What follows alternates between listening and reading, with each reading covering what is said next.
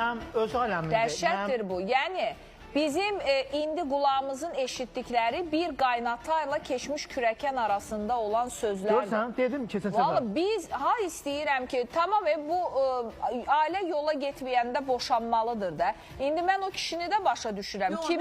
Kimin qızından müraciət eləmək istəyirəm. Buyurun, DNT testi istəsən o vəziyyətə düşür. Bəsdir də.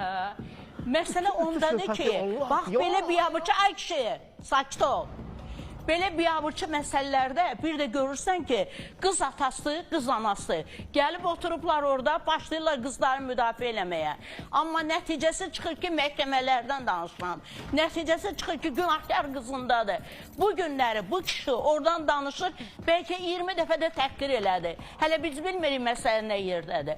Amma məsələ odur ki, əgər qız atasının qızı haqqında belə bir şey, söz-söhbət gəzirsə, qız atasına ayıb çıxsın belə oradan danışsın. Başa düşürsünüz? İnsan abır, həya eləməlidir, ay qardaş. Ağsaqqal var, ağ bir şey var, olmaz belə şey. Şəfiqə xanım, ola bilər ki, kişi əmindir qızına, ona görə də bu cür danışır. Amindir. Bir dəqiqə deyən əşi, nə vaxt ki, biz aldıq analizin cavabını, kişi deyər ki, gördünüz, hər şey düzdür, hər şey, demə, mənim qızım belədir, elədir, şər atırlar, böhtan atırlar.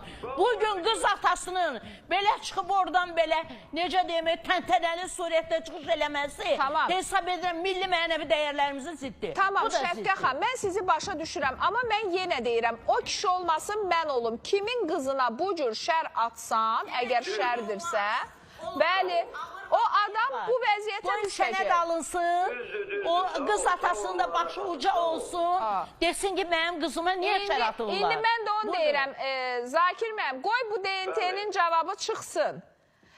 Mən bircə söz deyirəm, həmişə DNT-dən qabaq demişəm, bax, hələ getməmişik ki, yenə deyirəm.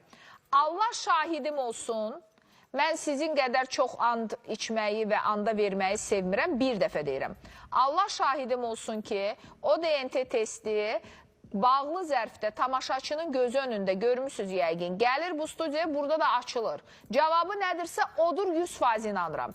Amma əgər onun atası anar çıxsa, mən o bizlə birləşib, Anarın axıra qədər bu təzminatı ödəməsinə nail olacaq. Bir tədbir görərsiniz.